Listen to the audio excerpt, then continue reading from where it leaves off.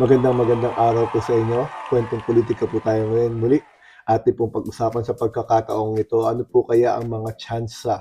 Ano kung ngayon po ang taon ng halalan, ano po kaya ang tsansa ni VP Sara Duterte? Kasi po alam naman po natin na siya ay lumalabas sa top contender para sa 2028 general elections. At pag-aralan po natin sa ihambing natin sa mga nakaraang mga naging eleksyon, ano ba ang sinasabi ng mga lumabas sa survey ng mga nakaraan kung ikukumpara natin sa mga naging surveys ng mga nakaraang general elections. Alam po ninyo, mga nakaraang araw, may mga ibang mga tao pa sa social media naglabas ng mga line-up para kay BP Sara, at maraming mga DDS ang nakita natin na nagbubunyi dahil sa nilabas ng survey ng WR na doon ay lumalabas na front runner siya na mayroong 33%.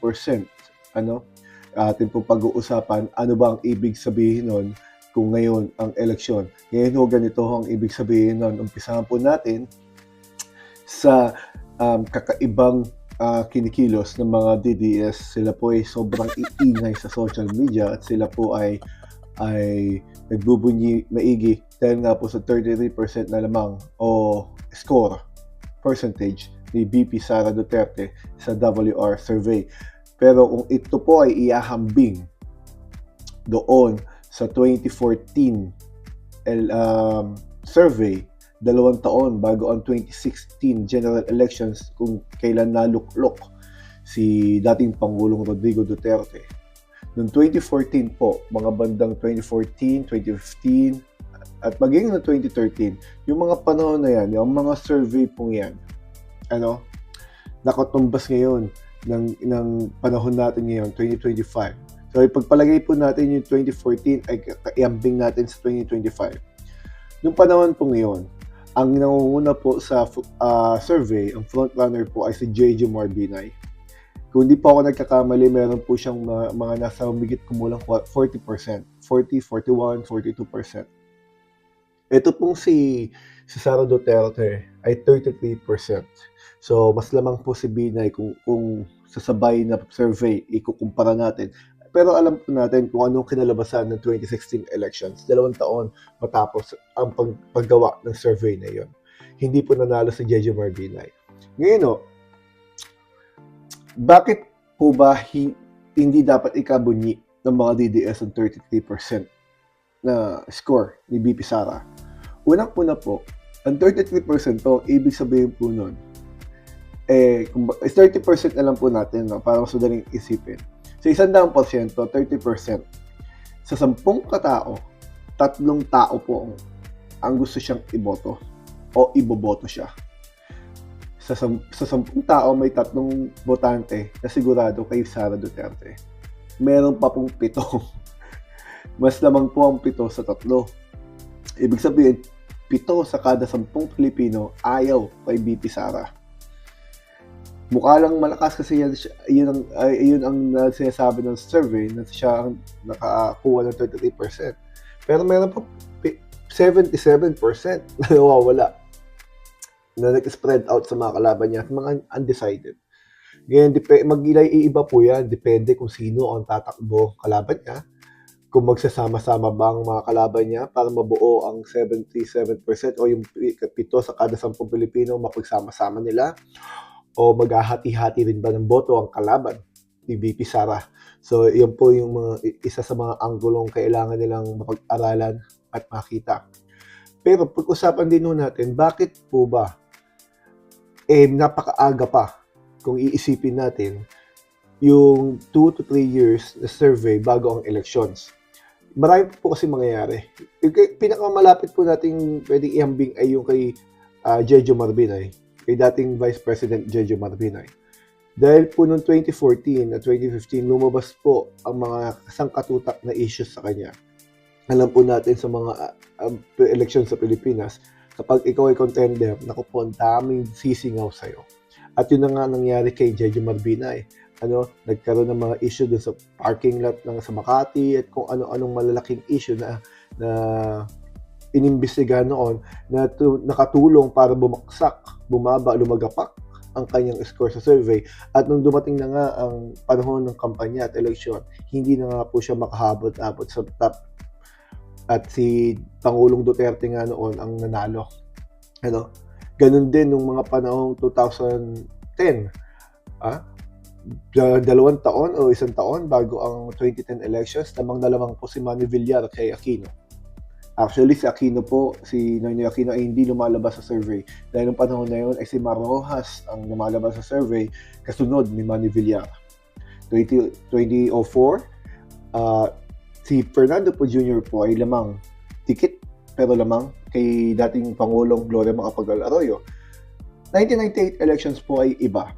Dahil simulat sa pool, malayo at malaki ang lamang na dating Pangulong Joseph R. Cito Estrada. At siya pa rin ang nanalo noon.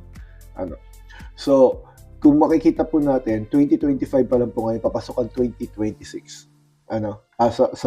Sabi ko lang po pala, ngayon po ay ika-15 ng Disyembre, taong 2025. Ginagawa ko po ang video na ito. Natuwa po kasi ako doon sa isang comment sa isang video na late na daw ako sa balita at late na daw po yung pinapaliwanag ko. Nag-comment po siya kahapon. Tingnan ko yung video, 3 weeks ago pala yung video ko. Late na po siya. But anyway, so masyado pa pong maaga yung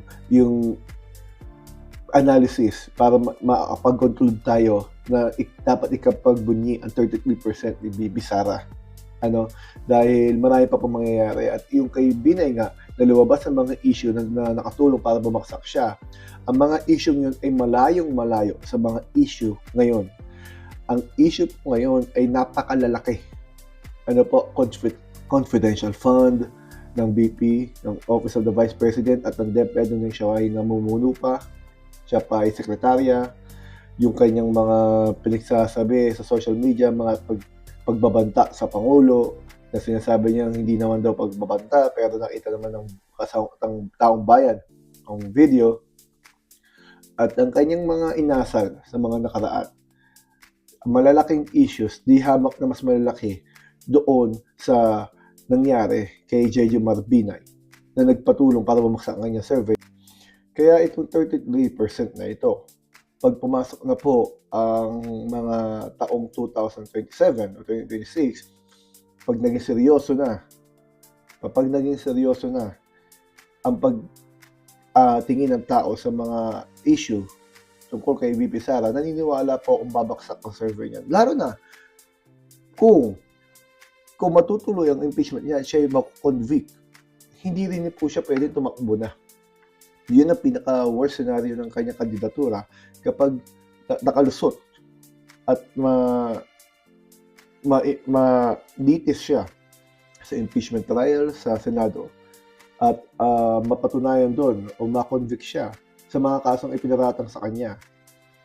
Hindi lamang po siya mapapatalsik sa kanyang pwesto ngayon at hindi na rin po siya pwedeng tumakbo pa sa anuman pong posisyon sa mga hinaharap kung yun ay isa sa magiging hatol sa kanya.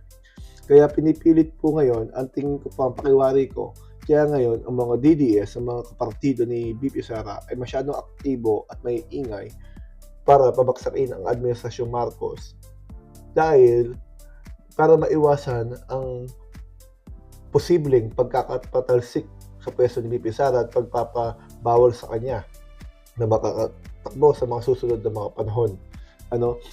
Kung matatalunggol kasi si Marcos, siyang uupo, mababaliwala lahat ng yan, pati yung mga investigasyon. Dahil ang lahat ng investigasyon tumutukoy sa mga anomalyang nagawa niya di umano.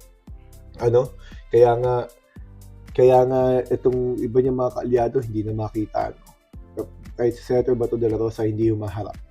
So, yun ang mga tsansa na mangyayari sa 2028 na hindi natin masisigurado na pwede pa ba siya tumakbo, nandun pa ba siya sa balota kung siya man ay gustong tumakbo at siya man ay tatakbo. Dahil gaya ng sabi natin, yung 33% na survey ngayon ng WR ay hindi dapat ikapagbunyi. Mababa pa nga po yun Kaya nga po, gaya ng sabi ko kanina, si Binay nga, nasa 40 to 41%. Ano, yun yung mga bagay na dapat nilang isaalang-alang at pag-aralang maigi.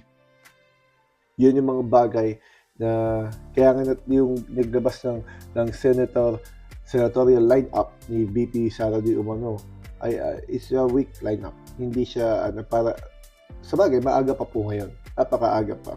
Marami pa mangyayari. Hindi malalaman lang natin yan, hindi kakalinaw yan mga isang taon bago ang 2028 elections. Magkakaroon po ng linaw yan kung nasan na ang estado ng kanyang kandidatura sa mga susunod na panahon. Malalaman natin yan pagdating doon sa mga impeachment kung matutuloy man o hindi. Hanggang dito po muna. Maraming salamat po. Sana marami po tayong natutunan. Huwag niyo pong kalimutan mag-subscribe, mag-share, mag-like, mag-comment na rin. At sana magka-usap-usap po tayo sa mga susunod na panahon. Maraming salamat po.